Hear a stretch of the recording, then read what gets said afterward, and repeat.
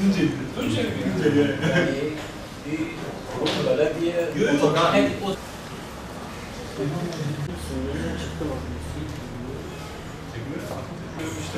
Tunceli. Yani bir belediye otogar.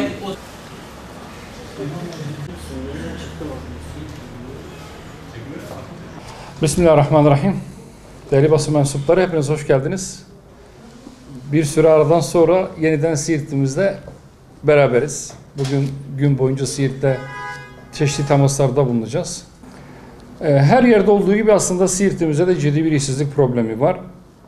Genç oranın %21'i geçtiği Siirt'imizde istihdam oranlarının düşük olması gerçekten bizi üzüyor. Yeni iş alanlarının oluşturulması, özellikle gençlerin istihdamının sağlanabilmesi aciliyet kesbediyor.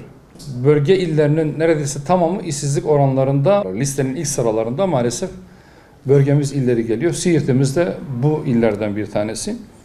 Umuyor ve diliyoruz ki çeşitli farklı projelerle Siirt'imizde de istihdamın artması ve gençlerimizin artık geleceğe güvenle bakabileceği bir hayatı bulabilmeleri.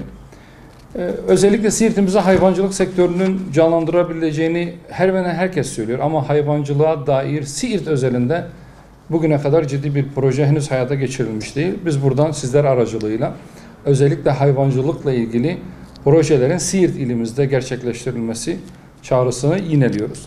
Mevcut Mışar Ovamız var ama Ilısu Barajı'nın göl havzasında bulunması sebebiyle pek çok yol sular altında kaldı. Ve bu köyler arasındaki geçişler uzun saatleri buluyor. Bu geçişlerin kısaltılabilmesi için de en azından uygun birkaç yere köprü yapılması gayet mümkün. Bu yönde bir çalışmanın ve çabanın gösterilmesi bütün şehir halkının aslında ortak bir talebi. Kentsel dönüşüm bütün Türkiye'nin problemi. Özellikle depremlerden sonra depreme dayanıklı konutların inşa edilmesi bütün Türkiye'de gündem. Tabii Siirt'imiz birçok konuda Türkiye ortalamasının gerisinde kalıyor. Bunu görüyoruz. Kentsel dönüşüm de bunlardan bir tanesi. Özellikle 5 mahalleyi kapsayacak olan kentsel dönüşümün halen daha konuşuluyor olması vatandaşlarımızı gerçekten çok rahatsız ediyor. Bir hayal kırıklığı. Bu 5 mahalleyi kapsayan kentsel dönüşümün bir an önce başlaması, bitirilmesi hepimizin dileği. Uyuşturucuyla mücadele Batman'ımızın da, Diyarbakır'ımızın da, Siirt'imizin de, İstanbul'umuzun da ortak problemi. Siirt'te de özellikle biz vatandaşlarla temas kurduğumuzda uyuşturucu satışının da, kullanımının da yaygınlığından çok fazla şikayet alıyoruz. Zaman zaman bunu mülki amirlerle de paylaşıyoruz. Bu konuda ciddi bir mücadele gerektiğini ifade ediyoruz. Zaman zaman mücadele edildiğini de görüyoruz ama belli ki bu mücadeleler yeterli değil. Siirt'imizin gençlerinin bu uyuşturucu belasından kurtarılması lazım.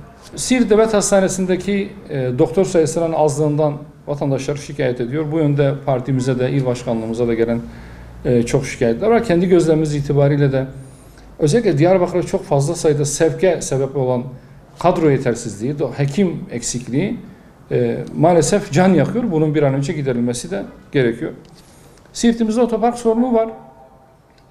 Yeni bulvarların yapılmaması, artık trafiğin sıkışması, bu sabah da gördük devasa bir AVM'nin şehrin göbeğine inşa edilmesi haliyle ticaretin canlı olduğu çarşı kısmında özellikle otopark sorununu çok gündeme getiriyor. Otopark sayılarının artırılması gerekiyor. Şu anda 5 ile 10 arasında bir otopark sayısı var ama bu gerçekten de Siirt'imiz için yeterli değil. Çevre yolları özellikle Batman-Siirt yolunun henüz bitirilememesi, 23 yıldır da Kurtalan-Siirt arasındaki yolun bitirilememesi gerçekten artık hiçbir gerekçeye sığdırılamayacak bir ihmal. Bu ihmaller zincirinden Siirt'in de kurtulması gerekiyor. Evet, Kurtalan yolu belli bir seviyeye geldi ama yani 23 yılda geldi. Bunu da görmek lazım. 23 yılda eğer siz il merkezinin ilçeyle bağlantısını kuramıyor ya da sağlıklı bir yola kavuşturamıyorsanız birilerinin bunun gerçekten açıklamasını millete yapması gerekiyor. Havaalanı sorunu biliyoruz maalesef. Siirtlilerin çoğu ya Diyarbakır ya da Batman havaalanını kullanmak suretiyle diğer şehirlere seyahat ediyorlar. Siirt'te bir havaalanı var ama demek ki fizibilitesi çok iyi yapılamadığı için gerekli gereksiz pek çok sebep yüzünden seferler iptal ediliyor ve adeta atıl durumdaki bir havaalanıyla Siirt karşı karşıya bırakılıyor, belki de cezalandırılıyor. Yüksek kiralardan herkes gibi Siirtliler de şikayetçi, onu biliyoruz, görüyoruz. Ama bu Türkiye'nin genel bir problemi. Bir ekonomik darboğaz olduğu belli. Maliye hazinesinin devlet bütçesini ve toplum ekonomisini düzeltme yönünde gösterdiği çabaların da henüz topluma herhangi bir sirayetinin olmadığını görüyoruz. Devletin itibarı toplumun refahındadır. Eğer toplum refahta değilse o devlet itibardan söz edemez. Sebze meyve halinin yetersizliği de başka bir konu. Aynı zamanda Veysel Karani mahallesinde sağlık ocağının henüz yapılamamış olması, oranın sağlık hizmetlerinden istifade edemiyor olması ciddi bir sorun. Belediyenin üniversite hattında da yetersizliklerin olması, özellikle Fakirullah Erkek Yurdu'ndaki öğrencilerin üniversiteye gidişlerinde çok ciddi sorunlar oluştuğu bize gelen bilgiler arasında. Bir toplumun nefes alabileceği, şehrin nefes alabileceği alanlar, mesire alanları, park alanları, dinlenme alanları hususunda Siirt'in aslında çok doğal bir güzelliği var. Evet, baraj yapımı sonrasında pek çok belki piknik alanı, mesire alanı sular altında kalmış olabilir ama mevcutta da hali hazırda değerlendirebilecek çok sayıda doğal güzelliği barındırıyor Siirt. Botan Vadisi bunlardan bir tanesi. Botan Vadisi'nin projesinin hala sadece söylemde kalması, bunun bir türlü hayata geçirilememesi, bunun için bir adım atılmaması da Siirt adına çok büyük bir eksiklik. İlgili bakanlıklar açısından da çok büyük bir talihsizliktir. Malumunuz olduğu üzere yeni anayasa tartışmaları kapsamında Sayın Genel Başkanımıza yeni anayasa ile ilgili görüşleri sorulduğunda biz parti olarak şunu her zaman ifade ettik. Her şeyden önce bir masa kurulması gerekiyor. Mecliste grubu bulunan, mecliste temsil edilen, hatta temsil edilmeyen bütün siyasi partilerin görüşlerini sert edebilecekleri, yeni anayasa ile ilgili görüş ve önerilerini ifade edebilecekleri bir masanın kurulması gerekiyor. İşin esasını orada tartışırız. Ama önce bir usulü ortaya koymamız gerekiyor. Çünkü usul esasa mukaddemdir eskilerin tabiriyle. Yani usul olmazsa esas da olmaz. Usul önceliklidir. Bu usul tartışmalarından bir tanesi de değiştirilemez maddeler hususuydu. Çünkü dikkat ederseniz biz henüz anayasanın içeriğiyle ilgili henüz bir söz söylemedik. Sadece nasıl olması gerektiği, uslubu ile ilgili, usulü ile ilgili bir görüşümüzü ifade ettik ve yer yerinden oynadı. Biz usulüne dair daha bir şey söylerken hop oturup hop kalkanlar, biz esasına dair şeyler söylediğimizde acaba ne yapacaklar çok merak ediyoruz. Bize göre milletin iradesi esas olandır. 1982 darbesi bir junta darbesinin anayasasıdır. Bu anayasa bu ülkeyi de bu toplumu da taşıyacak güçte değildir. Bu ülkeye giydirilmiş bir deli gömleğidir. Bunun altını her seferinde çiziyoruz. Yeni bir anayasanın sivil, adil bir anayasa olması ve temel hak ve özgürlükleri gerçekten güvenceye alması gerektiğini her vesileyle ifade ediyoruz.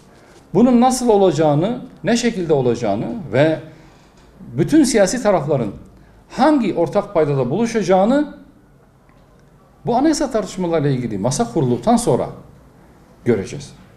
Ama şimdilik bir usulü tartışıyoruz. Eğer biz halkın iradesini, halkın iradesiyle seçilmiş milletvekillerini, bu milletvekillerinin oluşturduğu parlamentoyu değil de cuntacıların iradesini esas alacaksak o zaman bir anayasa yapmamızın anlamı da yok. Hani egemenlik kayıtsız şartsız milletindi? Anayasa yapma konusunda bile eğer cuntacıların iradesi esas alınacaksa demek ki egemenlik kayıtsız şartsız milletin değil. Egemenlik kayıtlı şartlı milletindir. O zaman bu cümleyi doğru kuralım. Halkın iradesi nasıl şekillenecekse yeni anayasa da o şekilde şekillenmek zorunda. Biz size bunu uygun gördük. Doğru veya yanlış onu hala tartışmıyoruz. Dikkat ederseniz. Siz bunun üzerine bir değişiklik yapamazsınız. Bir harf bile ilave edemezsiniz demek halkın iradesini yok saymaktır. Halkın iradesi yok sayılamaz. Bunu iddia edenler de henüz siyasi rüştlerini demek ki ispat edebilmiş değillerdir. Bir öğrenilmiş çaresizlik siyaseti de mahkum almış demektir. Bizim irademiz var. Bu irademiz özgür bir iradedir. Ve biz düşüncelerimizi de, topluma dair projelerimizi de kendi kararımızla, kendi irademizle ortaya koyma yetkinliğine sahibiz. Ben bu yetkinliğe sahip değilim. 40 yıl öncesinin zihniyetinin bana reva gördüğü çerçeveye razıyım diyenler siyaset gömleğini çıkarabilirler. Eğer bu işi yapamayacaklarsa bu işten çekilebilirler. Ama biz bunu yapabiliriz. Bizim geçmişimizde, tarihimizde, medeniyetimizde, anlayışımızda, inancımızda yeni bir anayasa yapmamızı mümkün kılıyor. Bu iradeye sahip olanlar bu masaya otursunlar. Şayet öyle olmayacaksa yeni anayasadan bahsetmenin de bir anlamı yok. Anayasa 20 küsür defa değişikliğe uğradı. Bir değişiklik daha yapılmak isteniyorsa buyursunlar, yapsınlar. Eğer mesele yeni anayasa değil de anayasada değişiklik yapmaksa zaten darbecilerin çizdiği çerçevenin dışına çıkmayacak, onların sözünden taşmayacaksa onlarca defa ancak kelimesi geçiyor anayasada, buyursunlar onları fakat diye değiştirsinler. Buna da yeni anayasa desinler. Bu milletin yeni anayasaya ihtiyacı var. Sivil, yerli, adil bir anayasaya acilen ihtiyacı var. Bu toplumda dindarı var, seküleri var. Kürdü var, Türkü var. Sünnisi var, Alevisi var. Yoksulu var, varlıklısı var, zengini var. Şehirlisi var, köylüsü var. Herkesin kendini bulabileceği bir anayasayı birlikte inşa edebiliriz.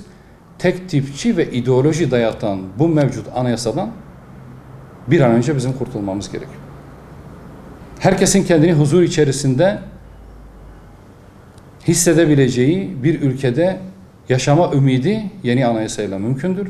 Yeni anayasayı yapabiliriz. Biz yeniden bütün partilere çağrıda bulunuyoruz. Henüz içeriğini konuşmadık. Usulünü konuşmamız sebebiyle bile bütün bir defteri kapatan anlayışın da yeni anayasa yapabilme iradesinden yoksun olduğunu maalesef milletimiz görüyor. Milletimizin ümidini kırmayalım. Bu milletimiz adil, sivil ve gerçekten özgürlükleri teminat altına alan bir anayasayı hak ediyor. Ve bunu biz yapabiliriz, birlikte yapabiliriz. Türkiye'de siyasette cambaza bak oyunu oynanıyor. Bazı şeyler gizlenmek isteniyor. Toplumun dikkatleri başka yere çekilmek isteniyor. Bayrak bizim bayrağımız. Devlet bizim devletimiz. Cumhuriyet bizim cumhuriyetimiz.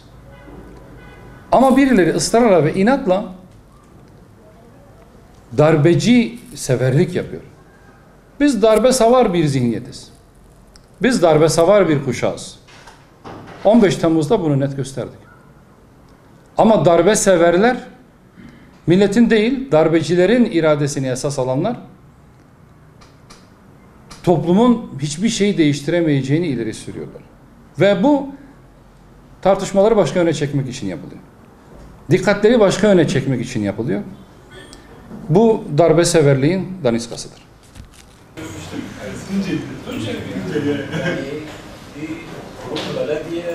Yani